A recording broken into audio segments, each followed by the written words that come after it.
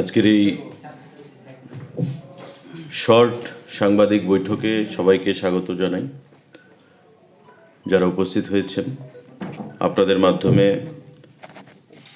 রাজ্যের প্রতিটি অংশের জনগণকে সরকারের পক্ষ থেকে আমরা অত্যন্ত আনন্দের সঙ্গে জানাচ্ছি যে ভারতবর্ষের যশস্বী প্রধানমন্ত্রী তথা সারা বিশ্বের রাষ্ট্রনায়কদের মধ্যে অন্যতম, যিনি তার দক্ষ নেতৃত্বে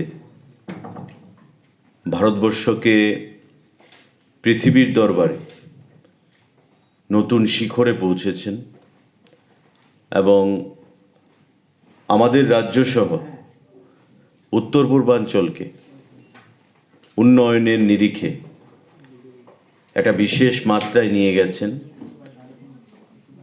সম্মানিত নরেন্দ্র মোদীজি আগামী 18 তারিখ আমাদের এই রাজ্য, সুন্দর রাজ্য, পার্বতী রাজ্য ত্রিপুরায় ওনার আগমন হবে।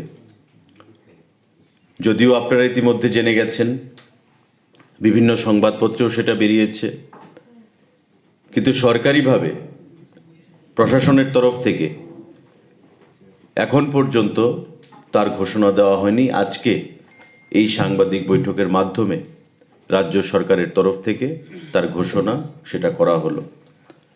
এটা একটা সরকারি অনুষ্ঠান হবে আগরতলা রাস্তাবল ময়দানে, অর্থাৎ বিবেকানন্দ ময়দানে। এখন পর্যন্ত যা ট্যুর প্রোগ্রাম আমাদের কাছে এসছে সেটা মুখ্য সচিব বা মুখ্যমন্ত্রীর সঙ্গে পিএমও থেকে সেটা যোগাযোগ হয়েছে।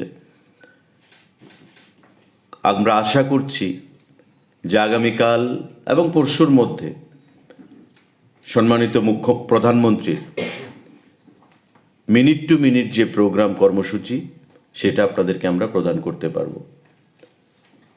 এখন পর্যন্ত যা আমাদের কাছে খবর, প্রায় 2:30টা নাগাদ উনি আগরতলা বিমানবন্দরে পৌঁছবেন এবং সেখান থেকে আমাদের আগরতলা রাস্তাবল ময়দানে আসবেন।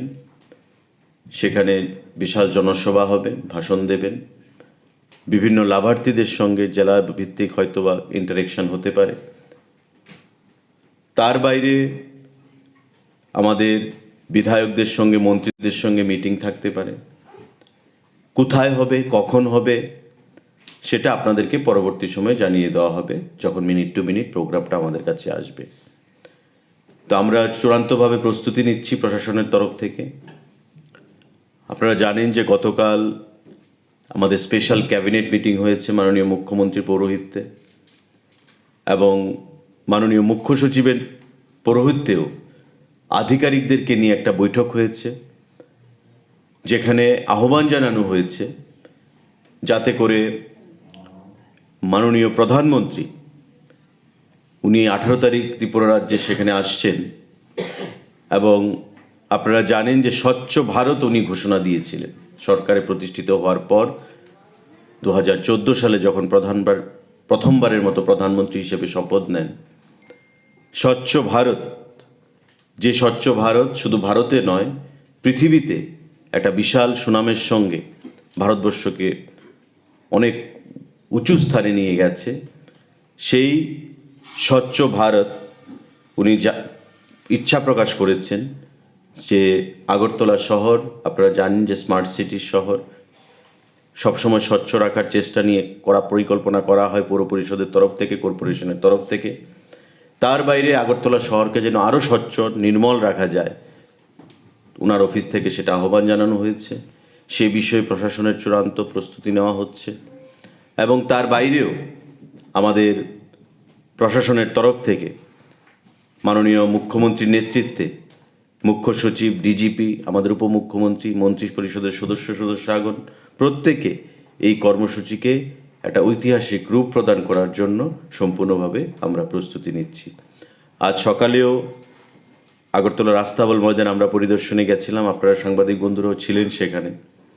পরবর্তী সময় মাননীয় মুখ্যমন্ত্রীর এয়ারপোর্ট ভিজিট এবং প্রশাসনিকভাবে প্রত্যেকটি জেলাকে, প্রত্যেকটি মহকুমাকে মুখ্য সচিবের তরফ থেকে, মুখ্যমন্ত্রীর তরফ থেকে নির্দেশ প্রদান করা হয়েছে, যাতে করে এই কর্মসূচিটাকে একটা ঐতিহাসিক রূপ প্রদান করার জন্য সম্পূর্ণভাবে সেখানে সহযোগিতা করা হয় এবং সম্পূর্ণ প্রয়াস সেখানে গ্রহণ করা হয়। কারণ আপনারা নিশ্চয়ই ইতিমধ্যে অবগত হয়েছেন যে আমাদের প্রধানমন্ত্রীর ইচ্ছায় যে PMAY আবাস যোজনা, প্রধানমন্ত্রী আবাস যোজনা, তাতে করে ত্রিপুরা রাজ্যে রেকর্ড পরিমাণ ঘর প্রদান করা হয়েছে। ভালো লক্ষ্যে পৌঁছতে পারবো।